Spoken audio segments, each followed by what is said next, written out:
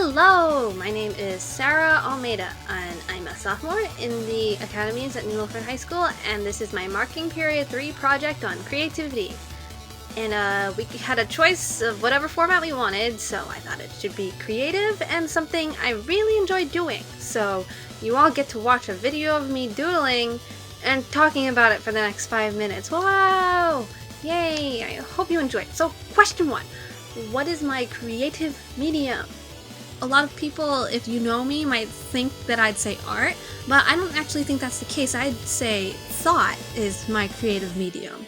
And I guess that's a little abstract and weird, so I'm gonna have to explain that. So let me explain. When I say art, I don't mean the arts, I mean visual art, like the Mona Lisa by Da Vinci. Or when I say design, I don't mean moving furniture inside your house, I mean the flying machine sketches by Da Vinci. And some people are really into making really pretty pictures of fruit bowls or landscapes and snowy mountaintops. I know my sister really likes illustration, but that's not really me. I'm more about saying, what if there was a dog and he was made of fruit and he had fruit-based superpowers? And this is the idea. I'm deep inside my head, and I draw it on a piece of paper and I show it to you and say, whoa, fruit dog, that's so cool. And suddenly this idea from inside my head, it traveled using the paper as a form of communication to your head. So then you say, oh my gosh, what if fruit dog had a friend named Veggie Cat? And you draw it on a piece of paper and I say, whoa, that's so cool, that's exactly what a vegetable cat would look like, let's make a thing. And this is killing two birds with one stone, because it's the answer to the next question. When do I feel the most inspired?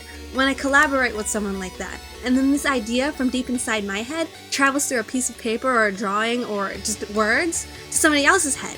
And then suddenly we're trading back and forth and there's this whole brainstorm of ideas that creates this huge mess of awesome. And that just makes me so happy, and I think creation like that is a big part of being human. Question 3. What stifles my creativity? When I make the mistake of believing in limits, or that I need to impress or please other people. Like the video states, society tends to tell us that there's a one right answer to a question, and it's at the back of the book and looking at it is cheating. I'm stifling my own creativity when I start to believe that something I create has to fit other people's standards, when it has to be that correct answer at the back of the book and anything else is wrong. Even if it's a little harsh and very Pink Floyd of him to say, I think Ken Robinson is correct in saying that school systems tend to resemble industrial-age factory systems. It's like a creativity stifling machine that takes in these confident children capable of divergent thinking, and although education works for some people, it leaves others feeling like they have much lower self-esteem and less capacity for imagination, and they should really be doing the exact opposite. But, well, I'll get on that later.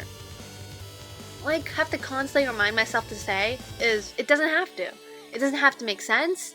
It doesn't have to be realistic. It doesn't have to obey the laws of physics, be socially acceptable, fit inside the lines.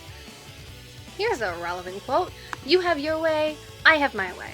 As far as the right way, the correct way, the only way, it doesn't exist. That's by Friedrich Nietzsche. Speaking of relevant quotes, let's answer the next question. Someone whose creativity I admire, how they inspire me, and why. These are some quotes taken from a speech by Neil Gaiman. You might know him as the author of Coraline. Life is sometimes hard, and when things get tough, this is what you should do. Make good art. I'm serious. Husband runs off with a politician? Make good art. IRS on your trail? Make good art. Cat exploded? Make good art. Somebody on the internet thinks what you do is stupid or evil or it's all been done before? Make good art. Probably things will work out somehow, but that doesn't matter. Do only what you do best. Make good art.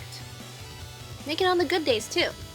We're in a transitional world right now. If you're in any kind of artistic field, nobody knows what the landscape will look like 2 years from now, let alone a decade away, which is, on the one hand, intimidating, and on the other, immensely liberating. You can be as creative as you need to be to get your work seen. Make interesting mistakes, make amazing mistakes, make glorious and fantastic mistakes, break rules, leave the world more interesting for your being here. Make good art. And that, folks, is why I love Neil Gaiman. I mean, I went through a phase where I was obsessed with Coraline, but this speech, those words, make good art, they're my life's motto. my mantra, 3 words I couldn't live without. If you have time, please look up Neil Gaiman's Keynote Address 2012 to see the whole speech. A lot of the ideas remind me of The Element and Out of Our Minds, and if you're like me, maybe it'll even change your life. Okay, final question. Explain what you believe schools need to do better for students to promote and enhance their creativity. Well, here's something. I think we need to do away with ranking systems. I hate grades. I hate rankings, I hate the honor roll, which is a little snooty to say, but it's the principle I dislike. To go back to the factory metaphor, it's like getting quality checked and stamped. Grade A student, grade B student, grade C student. When you're told what you are from a young age, you believe it. I know so many people who still cry over their grades as if a C on a biology test actually decides that they'll never get into a college or have a job or support a family. Why do students cram or cheat on tests? Because we're made to be more concerned about grades than we are about actually learning. Instead, school should make us more excited to learn about new things and about ourselves and to discover what we're really capable of doing, because that's what the world needs right now. If you plan on being anything less than what you are capable of being, you will probably be unhappy all the days of your life. Abraham Maslow. Don't know that guy, but smart words.